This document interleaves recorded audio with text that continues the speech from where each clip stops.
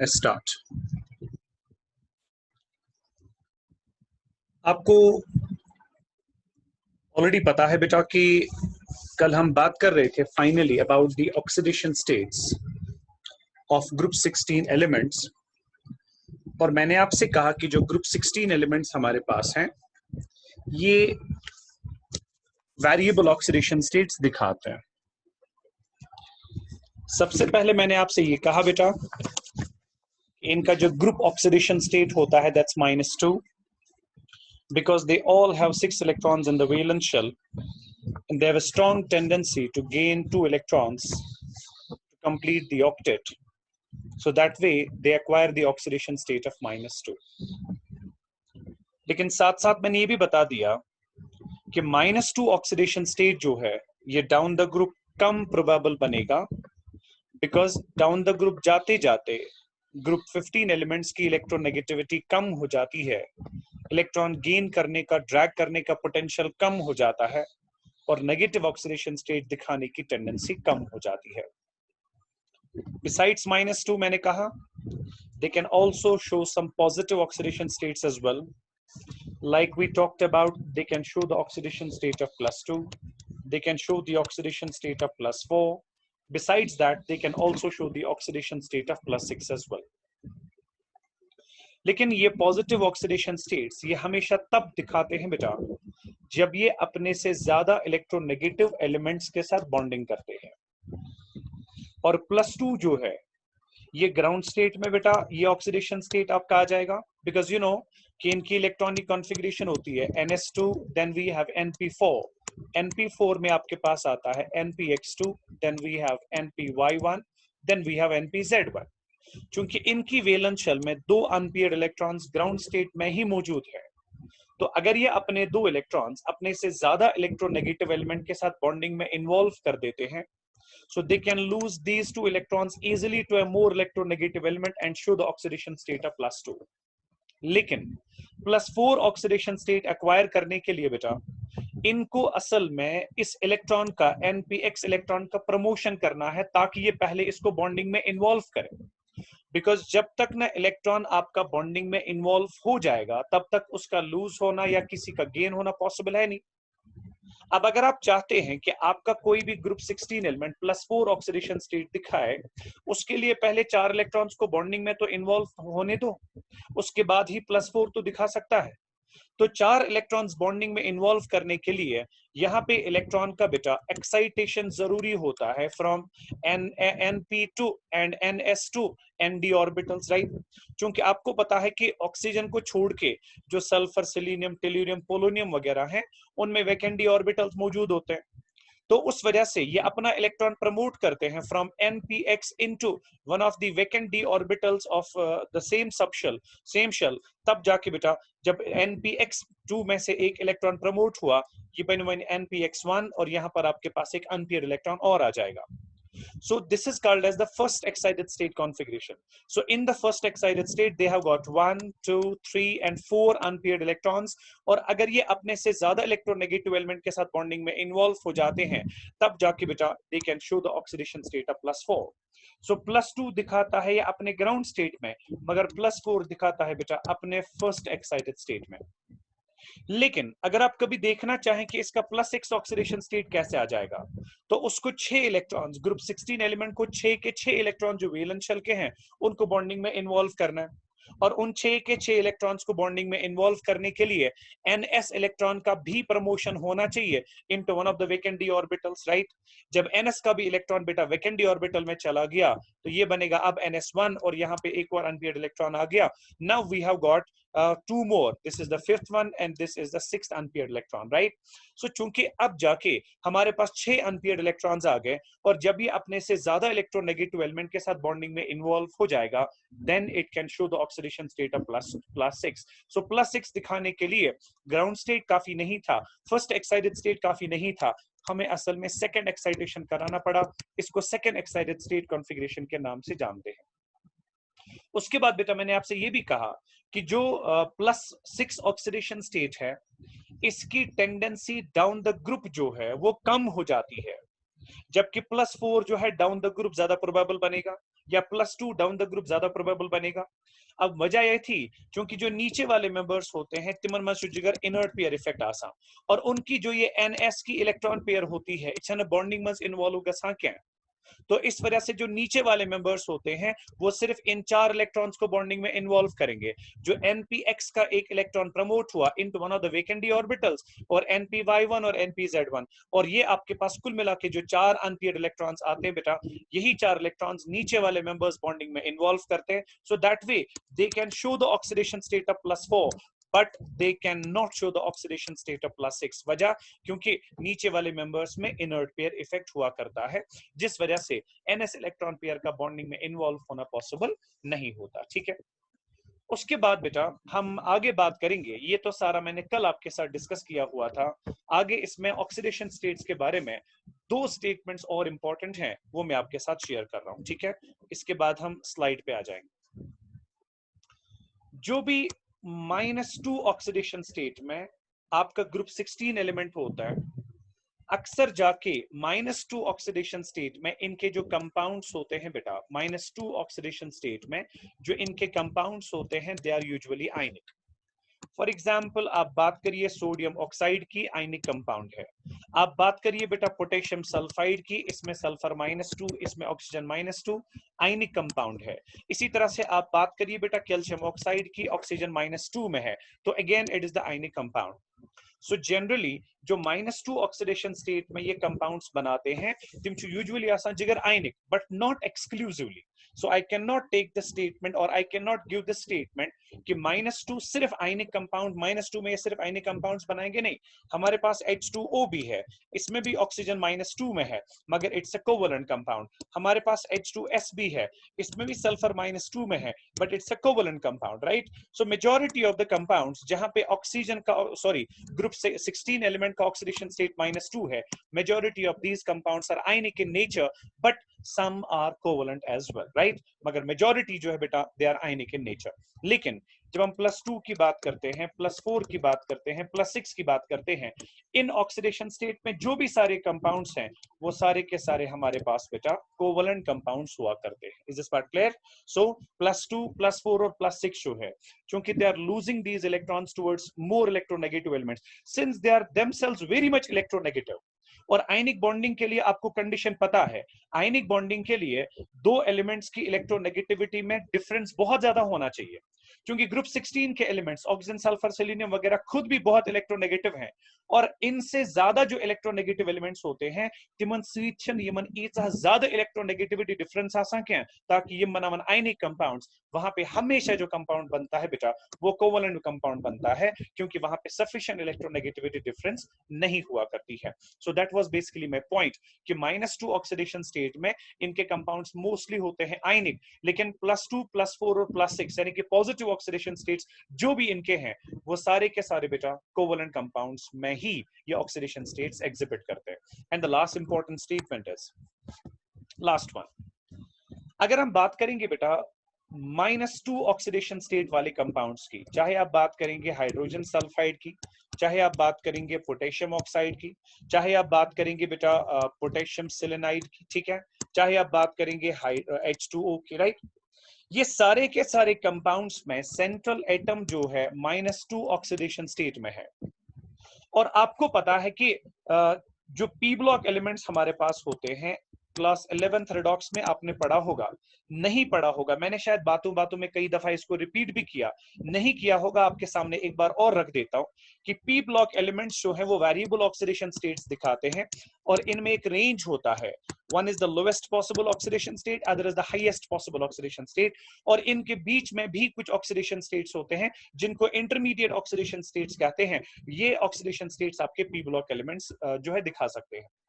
अब मसला है किसी भी पी ब्लॉक एलिमेंट का हाईएस्ट पॉसिबल ऑक्सीडेशन स्टेट कितना होगा, उस पे हाईएस्ट पॉजिटिव चार्ज कितना आएगा, क्योंकि जितने मैक्सिमम इलेक्ट्रॉन्स उसके वैलेंस शेल में है वो ज्यादा से ज्यादा उन 6 इलेक्ट्रॉन्स को, जब ग्रुप 16 की हम बात करेंगे पी ब्लॉक में, क्योंकि ग्रुप 16 के पी ब्लॉक के ग्रुप 16 में वैलेंस शेल में 6 ही इलेक्ट्रॉन्स होते हैं, और जब ये ग्रुप 16 के एलिमेंट्स बॉन्डिंग में इन्वॉल्व हो जाते हैं, इमेकन ज्यादा 6 इलेक्ट्रॉन्स लूज करे थन, और इनका जो हाईएस्ट पॉसिबल ऑक्सीडेशन स्टेट हो सकता है बेटा, दैट कैन बी +6 से ज्यादा इनका ऑक्सीडेशन स्टेट हायर पॉसिबल है नहीं। तो उसके लिए हमारे पास एक फॉर्मूला है कि highest oxidation state, highest possible oxidation state in any P block element is equal to NS plus we have NP electrons. यानी कि किसी भी पी ब्लॉक एलिमेंट की जो वैलेंस शेल होती है, उसकी S सब शेल और वैलेंस P सब शेल में जितने भी टोटल इलेक्ट्रॉन्स होते हैं, ये पी ब्लॉक एलिमेंट्स मैक्सिमम उतने इलेक्ट्रॉन्स लूज कर सकते हैं, एंड मैक्सिमम उतना ही पॉजिटिव चार्ज उन पे आ सकता है, और मैक्सिमम उतना ही उनका हाईएस्ट पॉसिबल ऑक्सीडेशन स्टेट होगा। सो जहां तक ग्रुप 16 एलिमेंट्स की बात है, क्योंकि इनकी वैलेंस S सब शेल में, इनकी कॉन्फ़िगरेशन होती है NS2 NP4, राइट? तो S सब शेल में 2 इलेक्ट्रॉन्स और वैलेंस P सब शेल में 4, 2 + 4 इज 6। तो चूंकि हाईएस्ट पॉसिबल ऑक्सीडेशन स्टेट इनका जो है बेटा वो +6 हो सकता है, इससे ज्यादा नहीं। लाइकवाइज जो लोएस्ट पॉसिबल ऑक्सीडेशन स्टेट है, उसका रूल क्या है? पी ब्लॉक एलिमेंट्स में लोएस्ट पॉसिबल ऑक्सीडेशन स्टेट कितना होगा? Please remember, that is equal to the number of electrons gained, that is equal to the number of electrons gained to complete the octet, number of electrons gained to complete the octet। यानी कि कोई भी p block element जो है, उस वो कितने electrons gain करके अपना ऑक्टेट कंप्लीट करता है बेटा, वो जितनी भी नेगेटिव चार्ज उस पे आएगी, बिकॉज इलेक्ट्रॉन गेन करने से नेगेटिव चार्ज आएगा, वो जितनी भी नेगेटिव चार्ज उस एटम पे आती है, that will be the lowest possible oxidation state। because जिस तरह से नंबर लाइन पे आप कहते हैं बेटा, जितना कोई टर्म ज्यादा पॉजिटिव होती है उतना उसको हायर माना जाता है, और जितना कोई टर्म नेगेटिव होती है उतना उसको लोअर माना जाता है। वो रूल जो है ऑक्सीडेशन स्टेट्स के लिए वैलिड है। जितना आपका ऑक्सीडेशन स्टेट पॉजिटिव साइड से होगा उतना उसको हायर माना जाता है, और जितना वो ज्यादा नेगेटिव होता है उतना उसको लोअर ऑक्सीडेशन स्टेट माना जाता है। तो लोएस्ट पॉसिबल ऑक्सीडेशन स्टेट जब ग्रुप 16 की बात करेंगे, इनकी वैलेंस शेल में ऑलरेडी 6 इलेक्ट्रॉन्स होते हैं, इनको सिर्फ 2 इलेक्ट्रॉन्स चाहिए ताकि अपना ऑक्टेट कंप्लीट करें। दैट मींस जब ये 2 इलेक्ट्रॉन्स गेन करेंगे, इन पे जो नेगेटिव चार्ज आएगा, ज्यादा से ज्यादा -2 चार्ज आ सकता है, उससे हायर नेगेटिव चार्ज पॉसिबल है नहीं। सो इनका लोएस्ट पॉसिबल ऑक्सीडेशन स्टेट बनता है -6, इनका highest possible oxidation state, sorry, इनका लोएस्ट बनता है -2, इनका हाईएस्ट पॉसिबल बनता है +6, राइट? मैं अगले स्टेटमेंट की तरफ जा रहा हूं। Highest possible oxidation state group 16 के लिए +6, lowest possible oxidation state group 16 के लिए -2, राइट? यानी कि इससे ज्यादा नेगेटिव चार्ज इन पे आ ही नहीं सकता। अब सोचिए, अगर इससे ज्यादा नेगेटिव चार्ज इन पे आ ही नहीं सकता, दैट मींस ये और इलेक्ट्रॉन्स गेन कर ही नहीं सकते, क्योंकि जो भी स्पीशीज इलेक्ट्रॉन्स गेन करती हैं, that is called as oxidising agent, right? और जो भी स्पीशीज इलेक्ट्रॉन लूज करती हैं, that is called as the reducing agent, fine? क्योंकि जब भी कोई P block element, particularly group 16 की बात करेंगे, अपने लोवेस्ट पॉसिबल ऑक्सीडेशन स्टेट में होगा, दैट इज -2। तो चूंकि उससे ज्यादा नेगेटिव चार्ज इस पे आ ही नहीं सकता, दैट मींस ये इससे ज्यादा इलेक्ट्रॉन्स गेन कर ही नहीं सकता। अगर ये इससे ज्यादा इलेक्ट्रॉन्स गेन नहीं करेगा, जो गेन नहीं कर सकता, it can not behave as oxidising agent. यानी कि मेरा पॉइंट ये है कि जो भी आपके पास ग्रुप 16 एलिमेंट्स -2 ऑक्सीडेशन स्टेट्स में है बेटा, they can never behave as oxidizing agents. That's basically my point. लेकिन मुझे ये समझाना था कि -2 में होने की वजह से ये ऑक्सीडाइजिंग एजेंट क्यों नहीं बिहेव कर सकते हैं। लाइकवाइज जब ये अपने हाईएस्ट पॉसिबल ऑक्सीडेशन स्टेट +6 में है, इट मींस जितने मैक्सिमम इलेक्ट्रॉन्स आपका ग्रुप 16 एलिमेंट लूज कर सकता था, उतने वो कर चुका है। क्योंकि वो अब और लूज कर ही नहीं सकता, that means it can not behave as a reducing agent, right? So अगर ये रिड्यूसिंग एजेंट बिहेव नहीं कर सकता बेटा, मगर +6 ऑक्सीडेशन स्टेट होने का मतलब ये है, it is highly electron deficient, और जो इलेक्ट्रॉन डिफिशिएंट होता है, it has strong tendency to gain the electrons, और जो इलेक्ट्रॉन्स गेन करने की टेंडेंसी रखता है बेटा, that can only behave as oxidising agent. So जो भी आपके पास बेटा ग्रुप 16 एलिमेंट्स के -2 ऑक्सीडेशन स्टेट्स में कंपाउंड्स होते हैं, तिम छन हेकान बिहेव करत एज ऑक्सीडाइजिंग एजेंट्स के, मगर -2 ऑक्सीडेशन स्टेट में, यानी कि लोएस्ट पॉसिबल ऑक्सीडेशन स्टेट में, ये इलेक्ट्रॉन रिच हुआ करेंगे, और जो भी इलेक्ट्रॉन रिच स्पीशीज होती हैं, they have the tendency to lose the electrons. So जब ये -2 ऑक्सीडेशन स्टेट में होंगे, since they are electron rich, they can lose the electrons, और जो इलेक्ट्रॉन लूज करेगा, it can behave as a reducing agent. यानी कि अपने -2 ऑक्सीडेशन स्टेट में जो भी इनके कंपाउंड्स होंगे they can behave as reducing agent, मगर +6 ऑक्सीडेशन स्टेट में क्योंकि सेंट्रल एटम बहुत ज्यादा इलेक्ट्रॉन डेफिशिएंट होता है, सेंट्रल एटम की स्ट्रांग टेंडेंसी होगी to gain the electrons, so that way it can only behave as oxidising agent because +6 से ज्यादा ये और गेन कर ही नहीं सकता, इसके पास उतने इलेक्ट्रॉन्स अवेलेबल है ही नहीं। So highest possible oxidation state इनका होता है बेटा +6, lowest possible होता है -2. So lowest में they can only behave as reducing agent and highest में they can only behave as oxidizing agent. मगर अब अगर बीच वाले oxidation states हुए, जैसे हमने +2 और +4 की बात की, तो +2 और +4 में याद रखना they can behave both as oxidizing agent as well as reducing agent. क्यों? क्योंकि +2 से -2 में अभी जा सकते हैं, यानी कि इलेक्ट्रॉन गेन हो सकते हैं, +4 से +6 में जा सकते हैं, +2 से +6 में जा सकते हैं, यानी कि अभी इलेक्ट्रॉन्स लूज भी कर सकते हैं, ठीक है। क्योंकि +2 से -2 में जा सकते हैं, +4 से -2 में जा सकते हैं, इलेक्ट्रॉन्स गेन हो सकते हैं, +2 से +6 में जा सकते हैं, +4 से +6 में जा सकते हैं, यानी कि अभी इलेक्ट्रॉन्स लूज भी कर सकते हैं। सिंस इंटरमीडिएट ऑक्सीडेशन स्टेट्स में they can both lose as well as gain electrons, that way intermediate oxidation state में बेटा they can behave both as oxidizing as well as reducing agents, right? So इन दोनों points के लिए बेटा मैं आपके साथ आज की स्लाइड शेयर करूंगा। सबसे पहली स्लाइड हमारे पास ये रहेगी बेटा, मैंने कल इसमें से कुछ कंटेंट आपके साथ शेयर कर दिया था, आज आपके साथ 2 स्टेटमेंट्स और आपके साथ शेयर कर चुका हूं, जैसे tendency to show -2 oxidation state decreases down the group due to decrease in the electronegativity.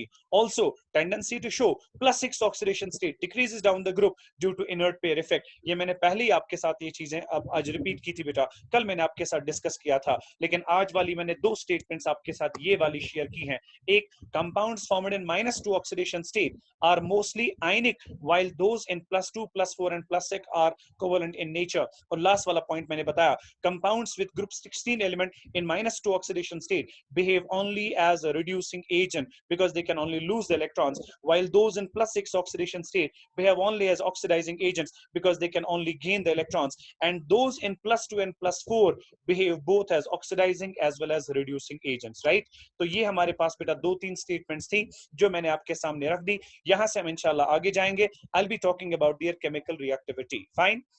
So again, like people group 15 elements, चूंकि इनका ऑक्टेट कंप्लीट तो है नहीं, इनकी इलेक्ट्रॉनिक कॉन्फ़िगरेशन बेटा स्टेबल तो है नहीं, तो अपने आप को स्टेबलाइज करने के लिए, स्टेबल इलेक्ट्रॉनिक कॉन्फ़िगरेशन एक्वायर करने के लिए, अपना ऑक्टेट कंप्लीट करने के लिए, nearest noble gas configuration acquire करने के लिए, they will be surely taking part in bonding, right बेटा? या तो ये 2 इलेक्ट्रॉन्स गेन करके, ठीक है, 2 इलेक्ट्रॉन्स गेन करके अपना ऑक्टेट कंप्लीट करते हैं, आयनिक कंपाउंड्स बनाएंगे, या तो 2 इलेक्ट्रॉन शेयर करके अपना कोवेलेंट कंपाउंड बना लेते हैं। वही स्टेटमेंट आपके पास यहां पर है बेटा, group 16 elements are just 2 electron short of their octet and therefore they either gain 2 electrons and form ionic compounds or share 2 electrons and form covalent compounds. क्यों?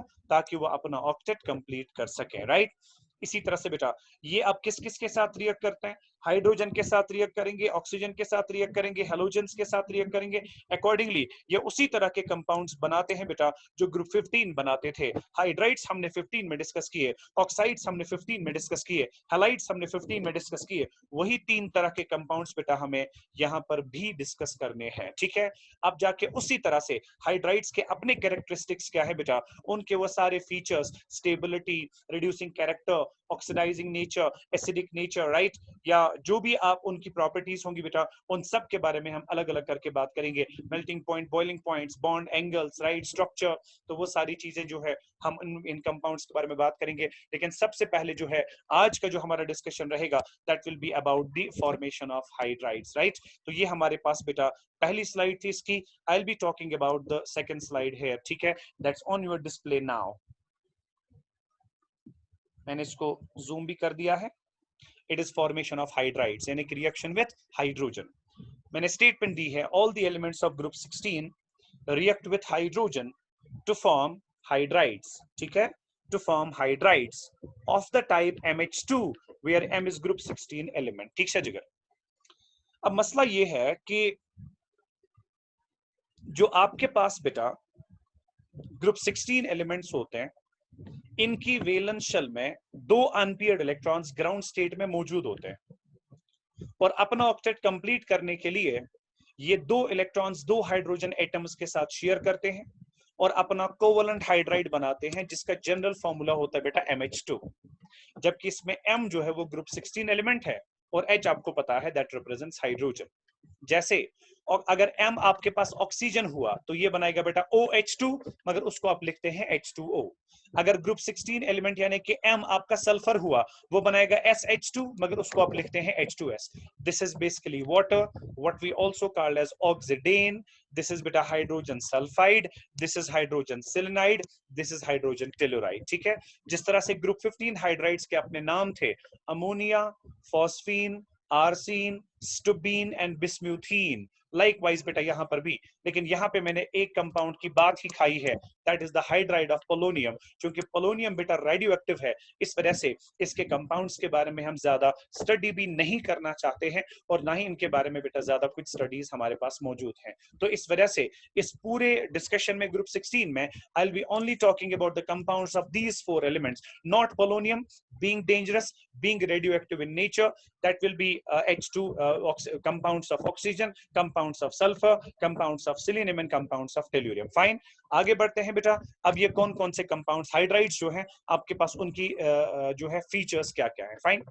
सबसे पहले बात करेंगे थर्मल स्टेबिलिटी। थर्मल स्टेबिलिटी का मतलब होता है बेटा स्टेबिलिटी टुवर्ड्स हीट, यानी कि अगर आप इस कंपाउंड को हीट करोगे तो हीटिंग की वजह से ये कितना, हीटिंग के बाद ये कितना स्टेबल रहता है, क्या ये कहीं ब्रेक तो नहीं हो जाता। ठीक है, अब आपको पता ही है कि हमें इसमें ऑर्डर देना है स्टेबिलिटी का कि कुछ कूता ज्यादा स्टेबल छो। ठीक है जिगर, सिंपल काच जो मैंने आपको लास्ट टाइम भी बताया हुआ है, मैं व्हाइट बोर्ड आपके साथ फिर से यहाँ पे बेटा शेयर करूंगा।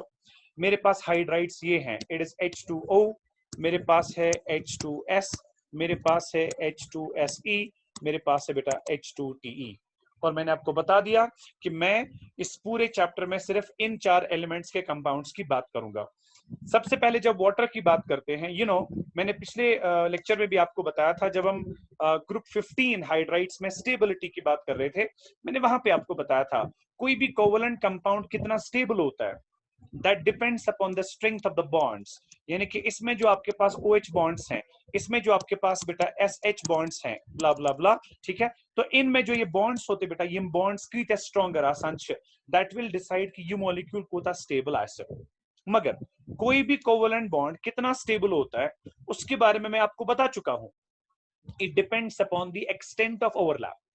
कोई भी कोवलेंट बॉन्ड जो बनता है वो जिन भी एटॉमिक ऑर्बिटल्स के ओवरलैप से बनता है, उनमें एक्सटेंट ऑफ ओवरलैप कितना ज्यादा है या कम, वो डिसाइड करेगा बॉन्ड बने स्ट्रॉन्गर कैन वीकर। जहां पे एक्सटेंट ऑफ ओवरलैप ज्यादा वहां पे बॉन्ड स्ट्रॉन्गर, जहां पे एक्सटेंट ऑफ ओवरलैप कम वहां पे bond weaker. That's point 1।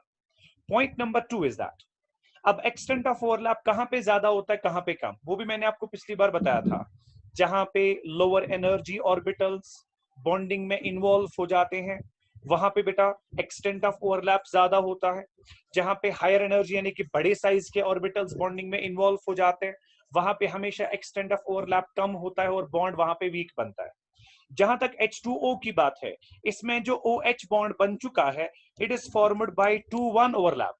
Again you have to remember कि मैंने 2-1 ओवरलैप क्या कहा था, जब एक एटम का सेकेंड एनर्जी लेवल का ऑर्बिटल दूसरे एटम के फर्स्ट एनर्जी लेवल ऑर्बिटल के साथ ओवरलैप करता है, इसको 2-1 ओवरलैप कहा जाएगा। क्योंकि OH बॉन्ड जो है बेटा, इसमें ऑक्सीजन का सेकेंड एनर्जी लेवल का ऑर्बिटल इन्वॉल्व है, बिकॉज ऑक्सीजन की जो कॉन्फ़िगरेशन होती है बेटा, that is 2s2, then we have 2px2, then we have 2py1, then we have 2pz1, right?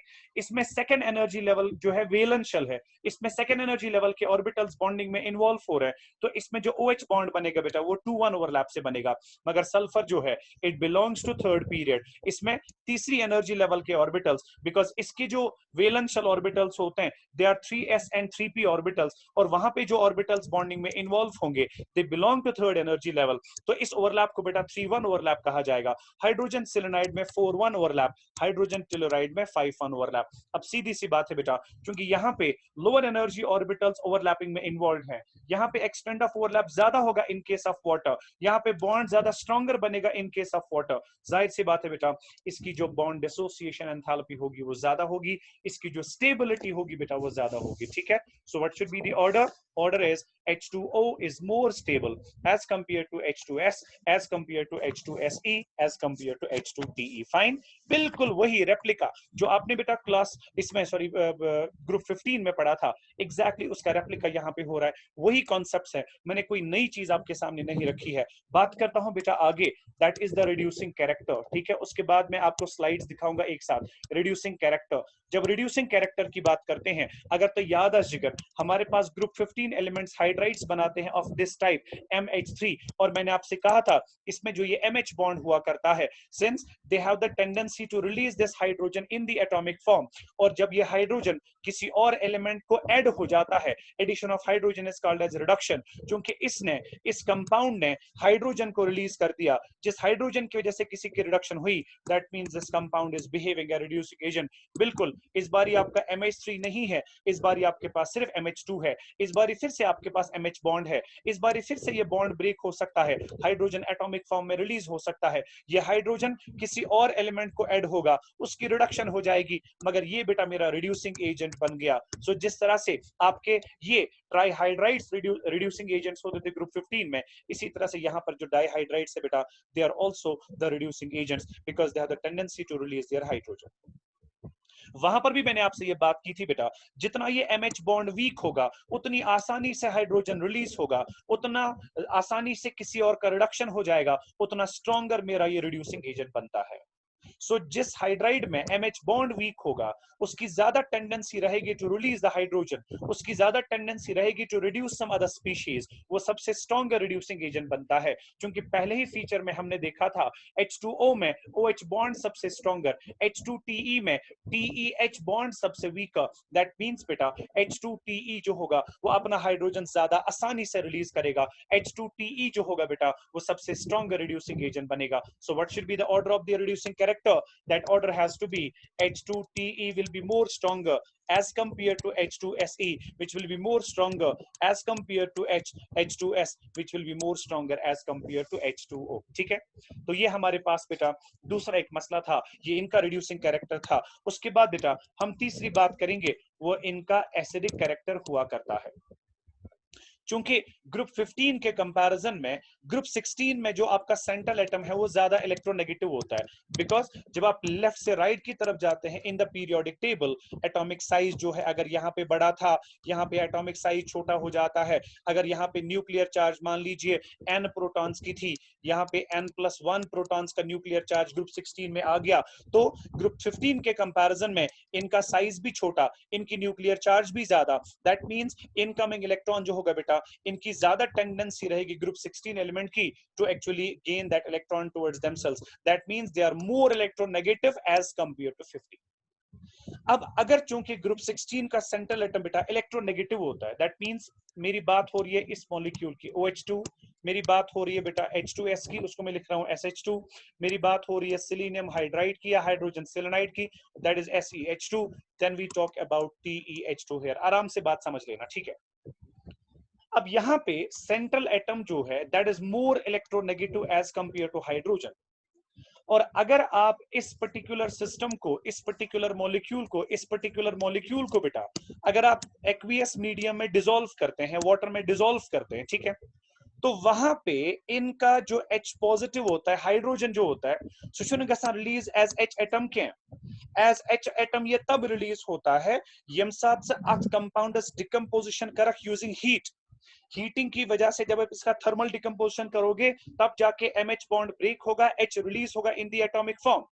मगर अगर यम कंपाउंड्स बेटा वाटर मस डिसॉल्व कराखन, एक्वियस मीडियम मस डिसॉल्व कराखन, तो वहां पे इनका आयोनाइजेशन होता है, और आपका एक तो यहाँ पे H पॉजिटिव बनेगा बेटा, दूसरा आपके पास OH नेगेटिव एक केस में बनता है, तीसरे केस में SH नेगेटिव बनता है, दूसरे केस में, तीसरे केस में SEH नेगेटिव बनता है, और चौथे केस में आपका TH नेगेटिव बनेगा।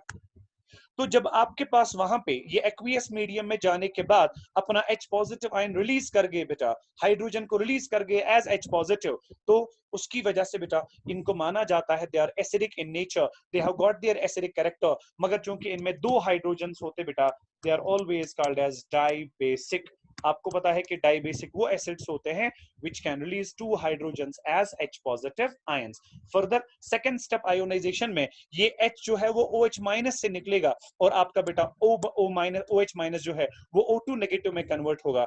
SH में से SH माइनस में से नेक्स्ट हाइड्रोजन बेटा बाहर आ जाएगा, ये एज H पॉजिटिव निकला मगर आपका सल्फर जो है वो S2 नेगेटिव में कन्वर्ट हो गया। लाइकवाइज बेटा Fe2 नेगेटिव Te2 नेगेटिव जो है इस तरह से आपके पास दो H पॉजिटिव्स रिलीज होते हैं in the aqueous medium and they show that they are acidic in nature, right? They show that they have got the acidic character. Now comes the second part. Kuskuta acidic character have. छठी एक याद था उन बेटा यथ मजन Utah stronger MH bond आसान छु, ठीक छा यथ मजन MH bond यूता stronger आसान छु, यूता छु ये bond break गसन मुश्किल, यूता छु H positive release गसन मुश्किल, यूता छु acid आसान जिगर ज्यादा weak।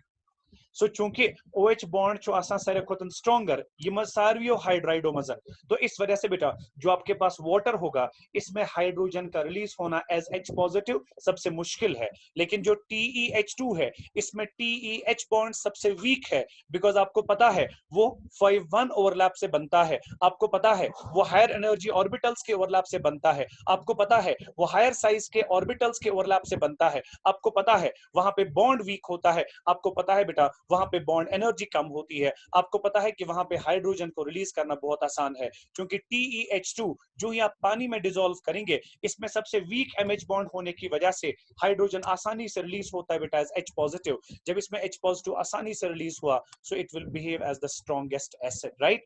सो एसिडिक कैरेक्टर जो होगा वो टॉप टू बॉटम इंक्रीज हो जाएगा, सबसे स्ट्रॉन्गर एसिड बनेगा बेटा H2Te और सबसे वीक एसिड बनेगा H2O, राइट? और इस चीज का जो है मेरे पास एक और सबूत भी है। आप कैसे कह सकते हैं बेटा कि H2O आसान सारे को वीक एसिड और जो आपके पास बेटा H2Te है वो सबसे स्ट्रॉन्गर एसिड है। मैं इन दोनों फीचर्स के बारे में बात कर रहा हूं, रिड्यूसिंग कैरेक्टर के बारे में। मैंने कहा the reducing character increases down the group due to decrease in the strength of MH bond. Order बेटा मैंने यहाँ पे रिड्यूसिंग कैरेक्टर्स का आपके सामने रख दिया। इसी तरह से अगर हम एसिडिक कैरेक्टर की बेटा बात करते हैं, एसिडिक कैरेक्टर आपके पास नीचे है, मैंने स्टेटमेंट दी है, in aqueous solutions they have the tendency to release hydrogen as H positive ions and behave as weak dibasic acids, right? Their acidic character increases down the group Q due to decrease in the bond dissociation enthalpy of MH bond, because MH bond जो है बेटा H सोनमुतन शायद cutting ये ना crop करते वक्त H यहाँ से कट गया है, लेकिन ये MH बॉन्ड है, क्योंकि जब आप टॉप से बॉटम की तरफ आते हैं बॉन्ड जो MH बॉन्ड जो वीक गसा बेटा MH बॉन्ड की बॉन्ड डिसोसिएशन एनर्जी कम हो जाती है, तो H पॉजिटिव ज्यादा आसानी से रिलीज गसा, दैट्स व्हाई H2Te जो होगा बेटा वो सबसे स्ट्रॉन्गर एसिड होगा और H2O जो है वो सबसे वीकर एसिड होगा। वो उस आपको उस चीज का पता चलेगा फ्रॉम देयर एसिडिटी कांस्टेंट्स। अगर आप एसिडिटी कांस्टेंट्स इनका कंपेयर करें आप खुद देख सकते हैं बेटा कि जो H2Te है इसका एसिडिटी कांस्टेंट है of the order of 10 raise power -3, इसका 10 रेज पावर -4, इसका 10 रेज पावर -7, वाटर का 10 रेज पावर -14।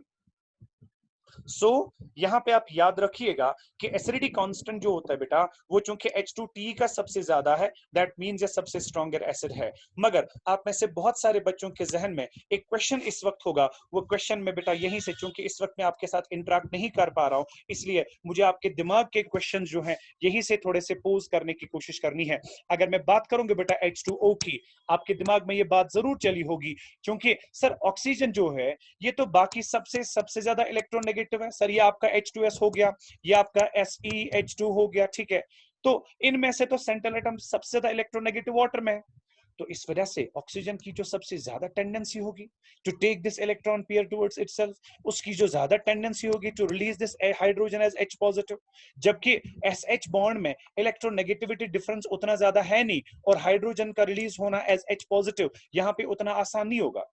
मगर प्लीज याद रखना बेटा ये जो इलेक्ट्रोनेगेटिविटी वाला फैक्टर होता है for the MH bond, this factor is dominant once we talk about please remember this factor is dominant. Electronegativity की जब बात होती है, कब जाके इलेक्ट्रोनेगेटिविटी डिसाइड करेगा एसिड कूता स्ट्रॉन्गर ऐसे वीकर ऐसे। I repeat my words, this particular factor is valid for the acids of the same period. We are talking about same group 16। जब सेम पीरियड की बात होती है तब जाके बेटा जो आपके पास ये एसिड्स में ऑर्डर होता है, that is being decided by the electronegativity difference. मैं उसकी एग्जांपल आपको बताऊं बेटा, आपके पास ग्रुप सेकंड में CH4 है, आपके पास ग्रुप सेकंड में NH3 है, आपके पास ग्रुप सेकंड में H2O है, आपके पास ग्रुप सेकंड में HF है, ठीक है। तो जब आप पीरियड सेकंड में लेफ्ट से राइट की तरफ जाते हैं तो एसिडिक कैरेक्टर जो होता है बेटा वो इंक्रीज हो जाता है। HF इनमें सबसे ज्यादा स्ट्रॉन्गर है जबकि CH4 सबसे वीक है। वजह पता है क्या है? क्योंकि HF में इलेक्ट्रोनेगेटिविटी डिफरेंस हाइड्रोजन और इलेक्ट्रोनेगेटिव एलिमेंट के बीच में बहुत ज्यादा है, जिस वजह से ये फ्लोरीन जो होता है बेटा ये इस इलेक्ट्रॉन पेयर को आसानी से अपनी ओर ड्रैग करता है और हाइड्रोजन को रिलीज करता है एज H पॉजिटिव। तो ये जो फैक्टर हमारे पास होता है बेटा, ये फैक्टर डिसाइडिंग बनता है, इलेक्ट्रोनेगेटिविटी फैक्टर डिसाइडिंग बनता है in case of the acids of the same group, same period. लेकिन जब हम बात करते हैं of the acids of same group में हमेशा याद रखना it is the bond dissociation enthalpy, it is the bond dissociation energy, it is the bond strength that decides कौन सा एसिड स्ट्रॉन्गर होगा, कौन सा एसिड वीकर होगा। चूंकि हम बात कर रहे थे about the acidic character of group 16 और मैंने इनके एसिडिटी कांस्टेंट्स आपके सामने रखे बेटा, और आपको पता है फ्रॉम क्लास 11th इक्विलिब्रियम जितना किसी एसिड का एसिडिटी कांस्टेंट ज्यादा होगा उतना वो स्ट्रॉन्गर एसिड होता है बेटा। H2TE का एसिडिटी कांस्टेंट सबसे ज्यादा था, तो जाहिर सी बात है बेटा आपका H2TE जो होगा उसका एसिडिक कैरेक्टर जो है वो सबसे ज्यादा है। So that was about their acidic strength, that was about their acidic character. और ऑर्डर मैंने आपके सामने रख दिया बेटा कि इनका एसिडिक कैरेक्टर जो है हमारे पास क्या ऑर्डर बनाता है, ठीक है। उसके बाद हम बात करेंगे बेटा इनके स्ट्रक्चर और बॉन्ड एंगल की, ठीक है। स्ट्रक्चर एंड बॉन्ड एंगल की हम बात करें। सपोज मैं चलिए जनरल बात कर देता हूं, मेरे पास कॉन्फ़िगरेशन है NS2 ग्रुप 16 का, then we have NPX2, then we have NPY1, then we have NPZ1। आराम से देख लेना। क्योंकि इनको बनाना है डाइहाइड्राइड यानी कि 2 MH बॉन्ड्स बनाने हैं, तो ऑब्वियसली 2 कोवलेंट बॉन्ड बनाने के लिए ग्रुप 16 एलिमेंट के पास 2 अनपेयर्ड इलेक्ट्रॉन्स मौजूद होने चाहिए। वो आपके पास बेटा NPY1 और NPZ1 है। अब चूंकि हमारे पास half filled orbitals unpaired electrons पहले ही ग्राउंड स्टेट में मौजूद है, हमें किसी एक्साइटेशन की जरूरत नहीं है, हम ग्राउंड स्टेट में आराम से बेटा ये MH2 कंपाउंड बना सकते हैं। अब कंपाउंड बना, अगर हम सपोज ये माने कि ये जो PX, PY और PZ है ये डायरेक्ट बॉन्डिंग में इन्वॉल्व हो गए, मान लीजिए ये आपके पास है बेटा ग्रुप 16 एलिमेंट, ये इसका PZ एटॉमिक ऑर्बिटल हुआ, इसमें एक अनपेयर्ड इलेक्ट्रॉन था, ये हाइड्रोजन का 1s था, ठीक है, ये हाइड्रोजन का बेटा 1s था, ये इसके साथ हेड ऑन ओवरलैप करके अपना एक कोवलेंट बॉन्ड बना गया। लेकिन क्योंकि आपको पता है कि जो PY है वो हमेशा इसके परपेंडिकुलर होगा, और परपेंडिकुलर होने की वजह से बेटा इनका जो PY एटॉमिक ऑर्बिटल होगा that will be having basically 90 degree angle with respect to this particular bond. Because अगर ये PZ है, ठीक है, अगर ये PZ ऑर्बिटल है और अगर ये PY ऑर्बिटल है, they are mutually perpendicular to each other, और जब ये PY ऑर्बिटल बेटा हाइड्रोजन के 1s के साथ ओवरलैप करेगा ये भी बना सकता है MH बॉन्ड। लेकिन जब प्योर एटॉमिक ऑर्बिटल्स बॉन्डिंग में इन्वॉल्व हो जाएंगे the two bonds have to be mutually perpendicular to each other. लेकिन इन कंपाउंड्स में बॉन्ड एंगल जो है बेटा वो 90 से कहीं ज्यादा देखा गया है, ठीक है। So that simply means one thing कि इनके प्योर एटॉमिक ऑर्बिटल्स बॉन्डिंग में इन्वॉल्व नहीं हो जाते। अब अगर यहाँ पे एंगल 90 से ज्यादा है वो तभी आप एक्सप्लेन कर सकते बेटा when you invoke the concept of sp3 hybridization, ठीक है। तो यहाँ पे जो वैलेंस शेल के ये 4 ऑर्बिटल्स हैं NS2, NPX2, NPY1, NPZ1, ये 4 ऑर्बिटल्स आपस में हाइब्रिडाइज हो जाते हैं बेटा, and they result in the formation of 4 sp3 orbitals, sp3 sp3 sp3 and sp3, right. मगर आपके पास कितने इलेक्ट्रॉन्स मौजूद थे? NS में 2 इलेक्ट्रॉन्स थे, NPX में 2 इलेक्ट्रॉन्स थे, उसके बाद एक उनमें था 2 4 6 इलेक्ट्रॉन्स मौजूद थे। पहले एक इसमें जाएगा, दूसरा, तीसरा, चौथा, उसके बाद एक और इसके साथ पेयर अप होगा, इबेन 2, एक और इसके साथ पेयर अप होगा a/2, यानी कि जो आपके पास बेटा सेंट्रल एटम होगा, मान लीजिए सेंट्रल एटम मेरे पास है m, इसके पास अब जो 4 ऑर्बिटल्स हैं हाइब्रिड ऑर्बिटल्स, ये एक हाइब्रिड ऑर्बिटल आपके पास है बेटा, ये दूसरा हाइब्रिड ऑर्बिटल आपके पास है, ये तीसरा हाइब्रिड ऑर्बिटल आपके पास है, ये चौथा हाइब्रिड ऑर्बिटल आपके पास है, ठीक है। 4 में से आपके पास 2 हाइब्रिड ऑर्बिटल्स में लोन पेयर मौजूद होते हैं और बाकी 2 जो है बेटा उनमें एक एक अनपेयर्ड इलेक्ट्रॉन होता है। अब यही हाफ फिल्ड ऑर्बिटल जो है बेटा हाइड्रोजन के 1s के साथ हेड ऑन ओवरलैप करके अपना MH सिग्मा बॉन्ड बनाते हैं। इसी तरह से ये भी एक sp3 हाइब्रिड ऑर्बिटल हाइड्रोजन के 1s के साथ ओवरलैप करके अपना एक कोवेलेंट बॉन्ड बना देते हैं, ठीक है। इस तरह से आपका जो ये डाइहाइड्राइड होता है, इसमें सेंट्रल एटम जो है that is in the sp3 hybridization state with 2 sp3 orbitals containing the lone pair, right?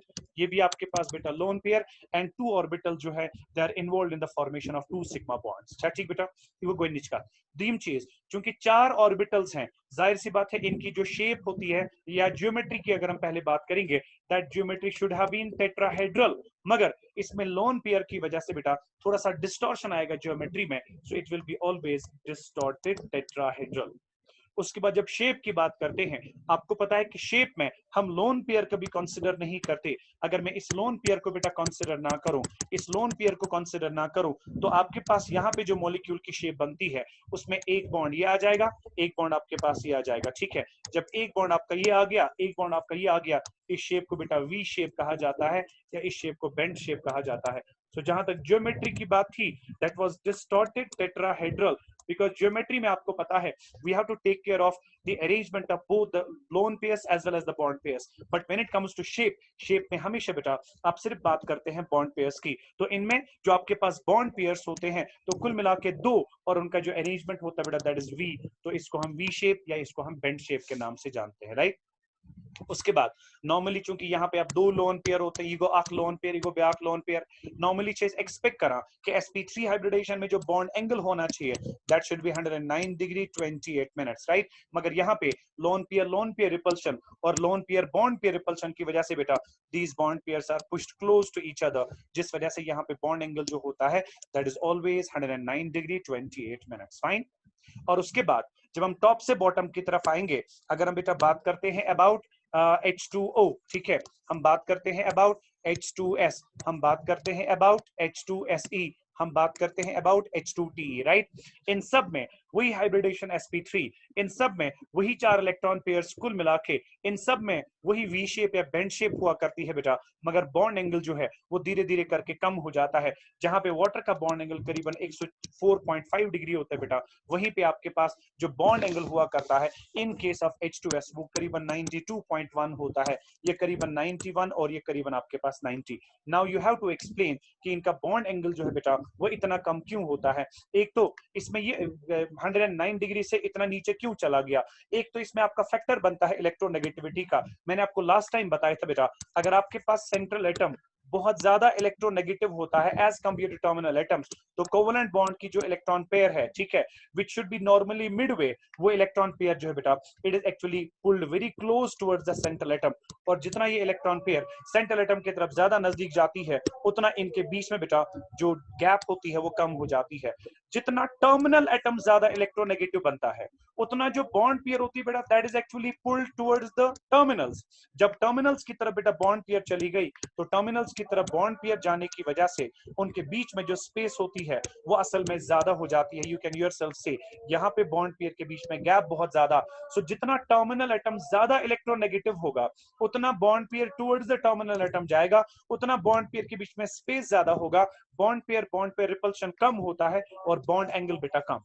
लेकिन जितना सेंट्रल एटम ज्यादा इलेक्ट्रोनेगेटिव होता है, उतना bond pair towards central atom ज्यादा जाएगा, उतना उनके बीच में बॉन्ड पेयर रिपल्शन ज्यादा होता है, क्योंकि बॉन्ड पेयर के बीच में स्पेस कम हो जाती है, जिसकी वजह से बेटा बॉन्ड एंगल जो होता है वो ज्यादा होगा।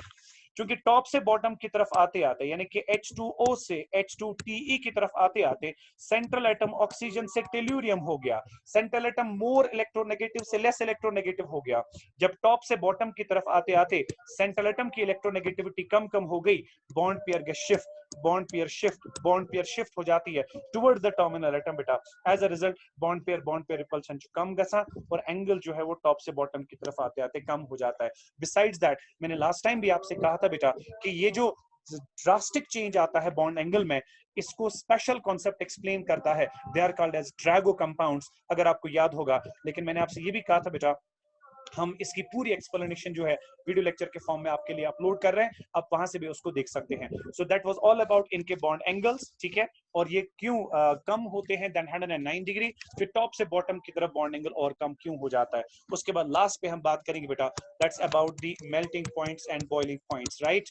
आई नो कि फोन पे क्लास अटेंड करना फॉर 40-45 मिनट्स, वो भी उस मास्टर के पास जो कंटिन्यूअसली सिर्फ बोलता रहता है, it's very very difficult. I appreciate your effort, I appreciate your level of concentration बेटा। बहुत सारे बच्चे ऐसे हैं जो कि आधे घंटे के बाद 20 मिनट के बाद थक जाते हैं, फोन सना इतनी देर तक चला, right.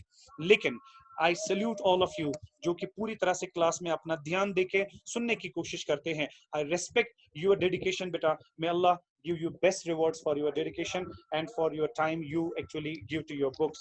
Anyways, melting points, boiling points की बात करेंगे। इसमें सिंपल बात यह है बेटा, आपको पता है कि जब टॉप से बॉटम की तरफ आते हैं, मोलिकुलर मास इंक्रीज गसान, H2O मोलिकुलर मास सारे खुद कम, H2TES मोलिकुलर मास सारे खुद ज्यादा, क्योंकि जिसका मोलिकुलर मास ज्यादा होता है उसमें वन डर वाल्स इंटरेक्शन स्ट्रॉन्गर होती हैं, उनका मेल्टिंग पॉइंट बॉइलिंग पॉइंट ज्यादा होता है। You should be expecting H2TES melting point boiling point सारे खुद ज्यादा, H2O सारे खुद कम, मगर H2O शाक एक्सेप्शन आ बेटा, H2OC जो आसान सारे खुद ज्यादा। तो उसके तो और नॉर्मली जो आप ऑर्डर एक्सपेक्ट करेंगे वो ऑर्डर क्या होना चाहिए, H2O कम, उसके बाद H2S, उसके बाद H2SE, उसके बाद H2TE। This is the order you should be expecting, right. मगर ये जो एक्सेप्शनली आसान बेटा ये तन मिसिंग, राइट, एक्सेप्शनली इतना सा मिसिंग, और ये लास्ट पे हुआ करता है, दैट इज H2O। वजह क्या कि यह में इंटर मोलिकुलर हाइड्रोजन बॉन्डिंग गसा, और वो सबसे स्ट्रॉन्गर इंटरेक्शन होने की वजह से बेटा इसके जो मॉलिक्यूल्स होते हैं वाटर के, they are more tightly bound by any of these molecules. तो इस वजह से बेटा इसका मेल्टिंग पॉइंट बॉइलिंग पॉइंट जो है बाकी सबसे ज्यादा है। तो आपके पास जो ऑर्डर आएगा that order will be like this, H2S का सबसे कम, followed by H2SE, followed by H2TE, followed by H2O, right. इसमें आपका बोर्ड एग्जामिनेशन में सवाल आता है, H2O is a liquid while H2S is a gas. Explain क्यों? जबकि वो आपको ये बताएगा even if the molecular mass of H2S is greater than H2O, मगर तब भी H2S गैस है, मगर H2O जो है वो लिक्विड है, क्यों? In fact, it's not only H2S, बल्कि ये तीनों जो है they are gases. Hydrogen sulphide भी, हाइड्रोजन सेलेनाइड भी, हाइड्रोजन टेलोराइड भी, ये सारे गैसेस हैं। It is only water in this particular group जो कि लिक्विड स्टेट में एग्जिस्ट करता है। आपको पूछा जाएगा व्हेन यू से वाटर कैज लिक्विड बल्कि गैसेस, आपको पता ही है कोई सब्सटेंस किस फिजिकल स्टेट में एग्जिस्ट करेगी, that depends upon the intermolecular force of attraction. क्योंकि वाटर में स्ट्रॉन्ग हाइड्रोजन बॉन्डिंग आसा, इस वजह से बेटा इसमें मॉलिक्यूल्स टाइटली बाउंड होते हैं, इसका melting point boiling point exceptionally सबसे ज्यादा होता है, इवन इफ इसका मेल्टिंग इसका जो मोलिकुलर मास है बेटा वो बहुत कम है, ठीक है। That's all about today. मैं जो है सजाद साहब के थ्रू आपको इसकी स्लाइड्स जो हैं आज की 3 स्लाइड्स भेज दूंगा, और इससे पहले कि हम अपनी क्लास को खत्म करें, मैं लास्ट पे इस वाली स्लाइड का, ठीक है, जो मैंने लास्ट पे आपके साथ शेयर की थी बेटा, इसके साथ एक और स्लाइड अपलोड करके मैं आपके सामने बात कंप्लीट करूंगा। Structure and bond angle, all the hydrides of group 16 have central atom in sp3 hybridization state. Geometry होती है डिस्टॉर्टेड टेट्राहेड्रल, शेप होती है बेंट या वी। मैंने एग्जांपल यहाँ पे वाटर मॉलिक्यूल की ली है। Bond angle in all the hydrides is less than 109 degree 28 minutes, क्यों? Because of lone pair and lone pair bond pair repulsions, right. उसके बाद बॉन्ड एंगल फर्दर डिक्रीज हो जाता है डाउन द ग्रुप, क्यों? Due to decrease in the electronegativity of central atom, और उस वजह से bond pair towards terminal atom continuously जाती रहती है, उनके बीच में स्पेस ज्यादा हो जाता है, बॉन्ड पेयर रिपल्शन कम, और एंगल जो होता है बेटा वो कम हो जाता है। और यहाँ पर मैंने इनके एंगल्स आपके दिए हैं, उसका ऑर्डर भी दिया है। उसके बाद मेल्टिंग पॉइंट बॉइलिंग पॉइंट की बात हो रही है। Melting point boiling point group 16 hydrides के इंक्रीज होते हैं डाउन द ग्रुप, क्यों? Due to increase in the magnitude of van der Waals force of attraction. मगर वो क्यों बढ़ता है? Due to increase in the molecular mass, right. Exception क्या है? Melting point boiling point of H2O is highest in the group because of hydrogen bonding in water, right? Thank you so much for being with me. Inshallah कल हम इस बारे में फिर से बात करेंगे, and tomorrow we'll be talking about the oxides of group 16. Thank you. May Allah bless you all. Have safe time and wonderful time at home. Thank you so much.